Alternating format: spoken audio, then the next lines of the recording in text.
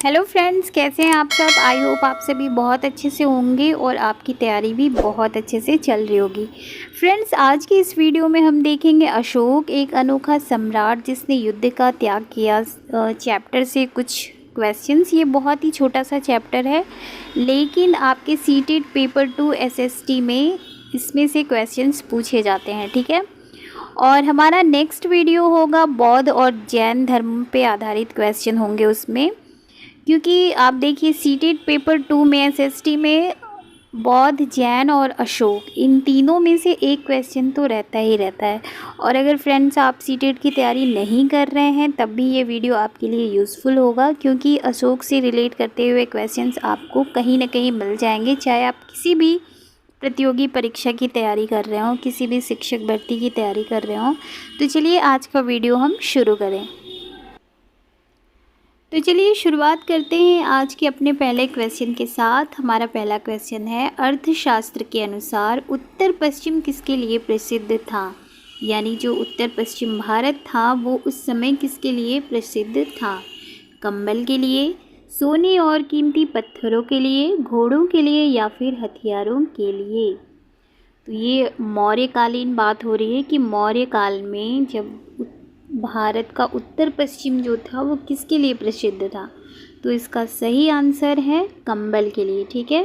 अर्थशास्त्र में ये लिखा हुआ है कि उत्तर पश्चिम कंबल के लिए और दक्षिण भारत था सोने और कीमती पत्थरों के लिए प्रसिद्ध, ठीक है।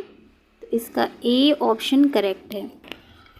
नेक्स्ट क्वेश्चन है, अशोक के ज़्यादातर अभिलेख किस लिपि में है। ऑप्शन है ब्राह्मी, खरोष्ठी या फिर प्राकृत भाषा और देवनागरी लिपि। तो इसका करेक्ट आंसर है प्राकृत भाषा और देवनागरी लिपि, ठीक है। अशोक मौर्य वंश का सबसे प्रसिद्ध शासक था, ये तो हम सभी जानते हैं। अशोक वो पहले शासक थे, ऐसे पहले शासक थे जिन्होंने अभिलेखों द्वारा जनता तक अपने संदेश पहुंचाने की कोशिश की। तो अगर आप जनता तक अपने संदेश पहुंचाना चाहते हैं तो उसका सबसे बड़ा माध्यम ये है कि आप उनकी भाषा में, ठीक है, जनता की भाषा में ही अगर आप बात करेंगे। अभिलेख या जो भी था उस समय अभिलेख होते थे, तो उन्होंने ये कोशिश करी कि प्राकृत भाषा और देवनागरी लिपि में ही अभिलेख, ज़्यादातर अभिलेख हों, ताकि जो वो मैसेज पहुंचाना चाहते थे वो जनता तक पहुंच सके, ठीक है। इसलिए उन्होंने देवनागरी लिपि और प्राकृत भाषा का ज़्यादातर इस्तेमाल किया। नेक्स्ट क्वेश्चन है, अशोक ने जिन धम्म महामात्य की नियुक्ति की वह क्या थे। यानी वे क्या काम करते थे, क्या काम था उनका अशोक के साम्राज्य में। ऑप्शन है अशोक के सेनापति थे, जगह जगह जाकर धम्म की शिक्षा देने वाले थे या फिर कोषागार अध्यक्ष थे। तो इसका करेक्ट आंसर है जगह जगह जाकर धम्म की शिक्षा देने वाले थे, ठीक है। जब कलिंग का युद्ध ख़त्म हुआ और अशोक ने जब वो युद्ध लड़ा और वो जीत भी गए, उसके बाद जब वो नरसंहार अशोक ने देखा, चारों तरफ हिंसा, खून खराबा, तो इसे देखकर उन्हें बहुत दुख हुआ, बहुत पछतावा हुआ और युद्ध से बिल्कुल घृणा हो गई, है ना। चलिए इसे एक स्टोरी की तरह सुनते हैं। तो जब अशोक को ये घृणा हो गई तो फिर वो बुद्ध के शरण में गए। भगवान गौतम बुद्ध से उन्होंने उपदेश लिया, बुद्ध जी ने उन्हें उपदेश दिए, फिर वो उनके उपदेशों से बहुत ज़्यादा प्रेरित हुए। तो अशोक ने सोचा कि ये जो शिक्षा है उसे मुझे लोगों तक पहुंचाना है, ठीक है। तो इसके लिए उन्होंने उनका एक धर्म ही समझ लीजिए, उन्होंने एक धम्म की नियुक्ति करी। और अशोक के धम्म में किसी देवी देवता की पूजा अथवा किसी कर्मकांड की ज़रूरत नहीं थी। उन्हें, अशोक को ये लगता था कि जैसे एक पिता होता है, जैसे हम लोग के पापा हैं और पेरेंट्स होते हैं, वो बच्चों को अच्छे व्यवहार की शिक्षा देते हैं ना, वैसे ही अशोक को लगा कि एक राजा का भी ये कर्तव्य है कि वो अपनी प्रजा को अच्छी सद्बुद्धि दे, निर्देश दे, अच्छे व्यवहार सिखाए, ठीक है। क्योंकि वो तो बुद्ध के उपदेशों से पूरी तरह से प्रेरित थे। और उन्होंने देखा कि समाज में सिर्फ यही नहीं, बहुत सारी समस्याएं हैं, क्योंकि उस समय अशोक के साम्राज्य में अलग अलग धर्मों को मानने वाले लोग थे और उनमें कई बार टकराव पैदा हो जाता था। कुछ बौद्ध थे, कुछ जैन थे, कुछ वैष्णव थे, कुछ शैव थे, इस तरह थे ना। तो उनमें आपस में टकराव पैदा होता था कि मैं श्रेष्ठ हूँ, मैं श्रेष्ठ हूँ। जानवरों की बलि चढ़ाई जाती थी। दासों और नौकरों के साथ बहुत ज़्यादा क्रूर व्यवहार किया जाता था। इसके अलावा परिवार में और पड़ोसियों के बीच में भी झगड़े होते रहते थे। तो अगर आप आज भी देखेंगे तो कोई चेंज नहीं है। आज भी धर्म के नाम पर लोगों में इसी तरह से टकराव पैदा होते हैं।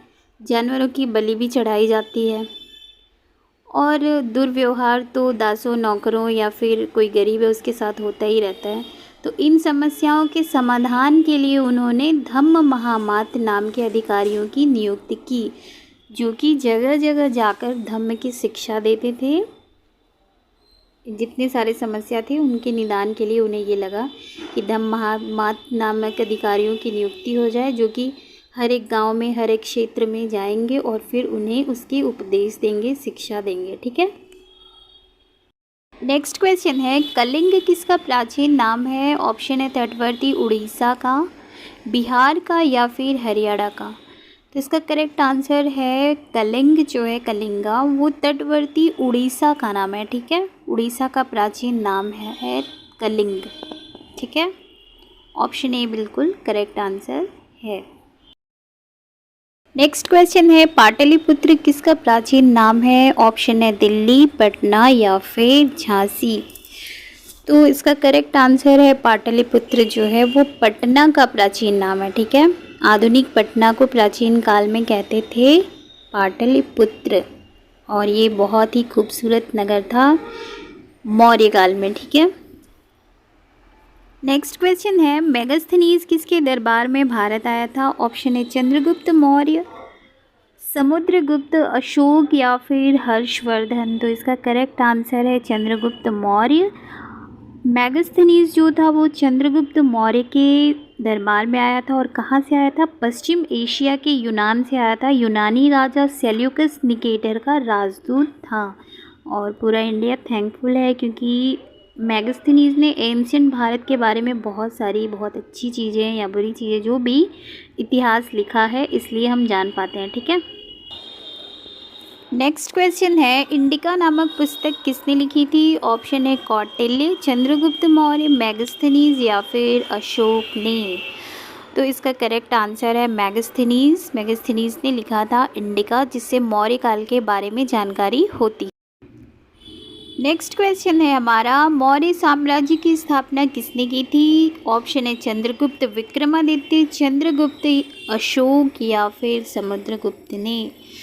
तो चंद्रगुप्त मौर्य ने की थी मौर्य साम्राज्य की स्थापना, यानी इस ऑप्शन में जो चंद्रगुप्त हैं उन्होंने की थी साम्राज्य की स्थापना। कौन से साम्राज्य? मौर्य साम्राज्य की। ठीक है। चंद्रगुप्त विक्रमादित्य और समुद्रगुप्त गुप्त वंश के राजा रहे हैं, सम्राट रहे हैं। और चंद्रगुप्त जो थे, चंद्रगुप्त मौर्य, वो अशोक के दादाजी थे। ठीक है। तो अशोक और चंद्रगुप्त मौर्य साम्राज्य से हैं। चंद्रगुप्त विक्रमादित्य और समुद्रगुप्त गुप्त काल के सम्राट थे। ठीक है। चंद्रगुप्त विक्रमादित्य मेरे मोस्ट फेवरेट राजा रहे हैं, मुझे बहुत पसंद है उनका कैरेक्टर। तो इसका करेक्ट आंसर है चंद्रगुप्त मौर्य। नेक्स्ट क्वेश्चन है, अर्थशास्त्र के रचयिता कौन है? ऑप्शन है मेगास्थनीज, चाणक्य, चंद्रगुप्त मौर्य या फिर अशोक। तो ये शायद ही कोई हो जो ना जानता हो कि अर्थशास्त्र के रचयिता हैं चाणक्य। ठीक है। और चाणक्य ने ही चंद्रगुप्त मौर्य की सहायता करी थी उनका पूरा साम्राज्य बनाने में। और चाणक्य को और किस नाम से जानते हैं? चाणक्य को हम बोलते हैं कौटिल्य। ठीक है। तो ये जो चाणक्य थे, चाणक्य, कौटिल्य, ये बड़े ही बुद्धिमान व्यक्ति थे। इन्होंने ही चंद्रगुप्त की सहायता करी और मौर्य साम्राज्य का निर्माण हुआ। और चाणक्य नीति के बारे में तो बहुत सारे आपने वीडियोस देखे ही होंगे। तो इन्होंने अर्थशास्त्र नाम की किताब लिखी थी। ठीक है। नेक्स्ट क्वेश्चन है, सम्राट अशोक किसके पुत्र थे? ऑप्शन है चंद्रगुप्त मौर्य, बिंदुसार या फिर चंद्रगुप्त विक्रमादित्य। तो इसका करेक्ट आंसर है चंद्रगुप्त मौर्य के जो बेटे थे बिंदुसार, उनके पुत्र थे अशोक। यानी चंद्रगुप्त का बेटा था बिंदुसार और बिंदुसार के बेटे थे अशोक, सम्राट अशोक। नेक्स्ट क्वेश्चन है, सारनाथ का धमेक स्तूप किसने बनवाया था? ऑप्शन है अशोक, बिंदुसार, हर्षवर्धन या फिर कनिष्क ने। तो इसका करेक्ट आंसर है अशोक। ठीक है, सम्राट अशोक ने ही बनवाया था धमेक स्तूप, जो कि बनारस के वाराणसी के सारनाथ में स्थित है। ठीक है, अशोक के निर्देश पर ही कई स्तंभ और पत्थरों पर अभिलेख उत्कीर्ण किए गए थे और उनमें से एक है सारनाथ का स्तूप। नेक्स्ट क्वेश्चन है, मौर्य साम्राज्य की राजधानी कहाँ थी? ऑप्शन है पाटलिपुत्र, उज्जैन, तक्षशिला या फिर सांची। तो इसका करेक्ट आंसर है पाटलिपुत्र। ठीक है, मौर्य साम्राज्य की राजधानी थी पाटलिपुत्र। चंद्रगुप्त मौर्य ने अपनी राजधानी बनाया था पाटलिपुत्र को। ठीक है, और तक्षशिला और उज्जैन इसके आसपास के नगर थे। नेक्स्ट क्वेश्चन है, प्राचीन भारत का कौन सा राजा हथियारबंद महिलाओं से घिरा होता था? ये तो बहुत ही इंटरेस्टिंग क्वेश्चन है। मतलब आप इमेजिन कर सकते हैं प्राचीन भारत और उसमें कोई ऐसा राजा है जो अपनी सिक्योरिटी में हथियारबंद महिलाएं रखता है। तब जब महिलाओं को लोग सुकुमारी, गजकामिनी, कोमली, पता नहीं क्या क्या कहते थे। तो इसके ऑप्शंस हैं अशोक, चंद्रगुप्त मौर्य, हर्षवर्धन या फिर कनिष्का। तो इसका करेक्ट आंसर है चंद्रगुप्त मौर्य। मैगस्थनीज ने जो इंडिका लिखी है उसमें उन्होंने कहीं पे ये जिक्र किया है कि जो सम्राट है यानी चंद्रगुप्त मौर्य, वो राजा सामान्यतः हथियारबंद महिलाओं से घिरे होते हैं और हमेशा इस बात से डरते हैं कि कहीं उनकी कोई हत्या ना कर दे, हत्या करने की कोशिश ना करे, इसलिए वो ट्रस्ट करते थे हथियारबंद महिलाओं से। ठीक है, तो इसका करेक्ट आंसर है चंद्रगुप्त मौर्य।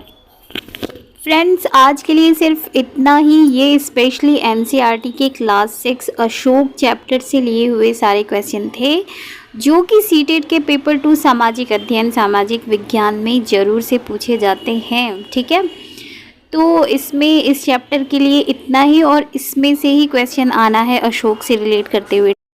और हाँ, अगर आपको मेरा वीडियो अच्छा लगे तो please like, share and subscribe बिल्कुल भी करना मत भूलिएगा। प्लीज़ कर दीजिए।